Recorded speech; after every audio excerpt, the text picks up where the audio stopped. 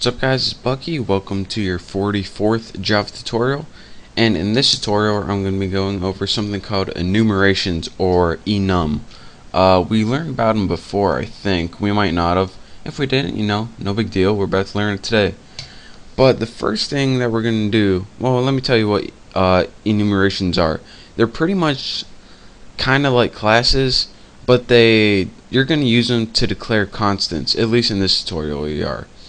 So let's go ahead, and anytime you want to do this, instead of public class tuna, you put public enum, E-N-U-M, and now you can use this in a specific way. So like I said, the first thing we're going to want to do is declare a bunch of constants of the enum type. So let's go ahead and make some constants, or these are pretty much going to be like variables that never change.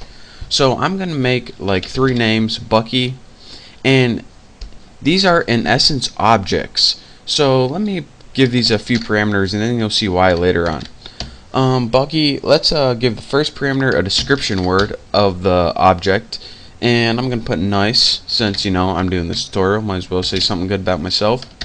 And then let's just go ahead and put a string about like how old they are or something. I'll make it interesting for the other 2 ones. Now, let's think of a next person. Let's think of, we'll do constants of my first girlfriends.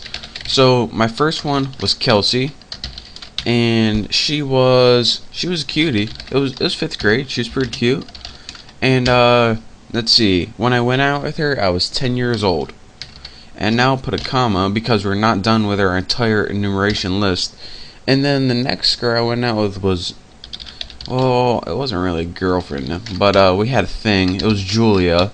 She was a big mistake, and I was 12 years old when I went out with her. So now we're done. We got 3 constants. Let's go ahead and end this statement with a semicolon. Now, what we're going to do, since we just made objects, and again, each constant is an object, and it's going to have its own set of variables in this entire enumeration. So let's go ahead and give it 2 variables that we're going to use later. Private final, since we don't want them to change. String, since that's what we just made, since we're in quotation marks. And we'll put DSC for description. And we'll copy this entire thing. Copy, paste, and we have description right here. And what's a good name for this? Year or something. Year. So now we have 3 objects, which are actually enumerations, we'll call them, or constants, and they each have a set of their own variables, 1 for description, 1 for year. So now what can we do? What do we usually want to do when we create these? Well, the first thing that we're going to want to do is create an enumeration constructor. So let's go ahead and do that by, of course, typing the name of your class, and then you probably want to put your 2 variables in. Put string, description, and make sure, since this is we're gonna use this, make sure this is different than this, and you should know why. And then just put string, and let's put birthday or something. It isn't their birthday, but I don't want to get confused at all. I can't put YR or something because it would just confuse me, I'm easily confused. Got something to say about it? Didn't think so. So now let's put DSC, or whatever you declare it up here. Just put it equal to description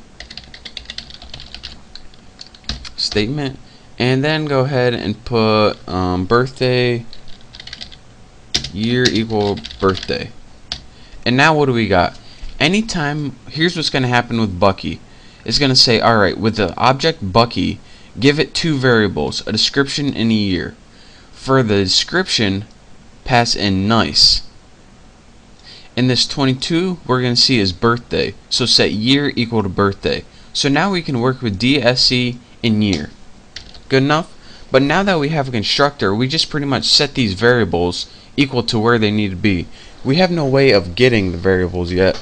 So let's go ahead and create 2 methods that we can get the variables. So public string, since it's going to return a string, and put get description, or get des if you're lazy, which I am, so hey, it works out. And then in this one we want to return the DESC, That's just going to return a string of the description. Easy enough. And guess what we're going to do in this method? Public string get, I'll put get year. Seems like a good name.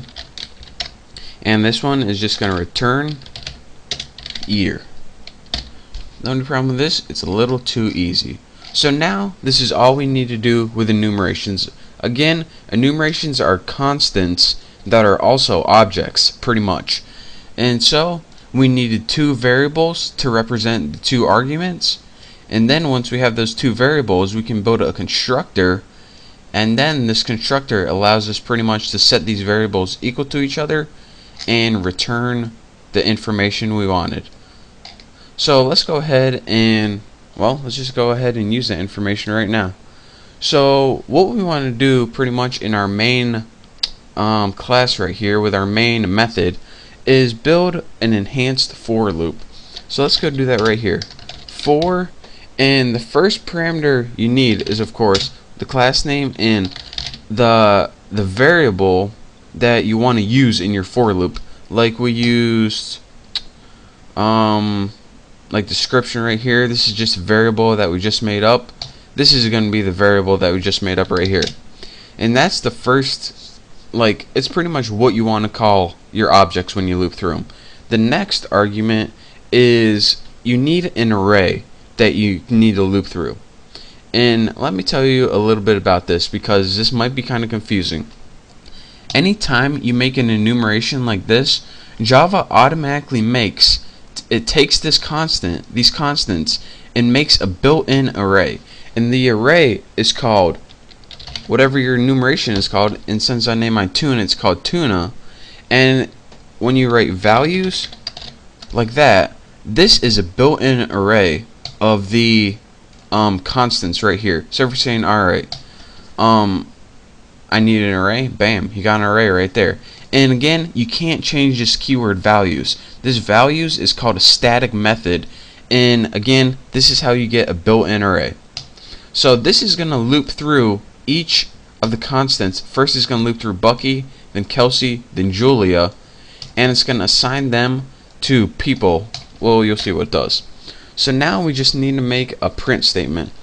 So let's go ahead and put system. And why do we need to make a print statement? So we can actually see what's going on. System out printf. And let's just go ahead and make our two arguments. The format is going to be %s, and let's put a tab, add some spacing, %s, add a tab, %s, and a new line. So it's going to write our name, our description, our age, and then it's going to go to the next person. So now we need our arguments. The first thing we want is people, because that's what the object is pretty much. So in the first one, it is just going to loop through our name, which is this, Bucky.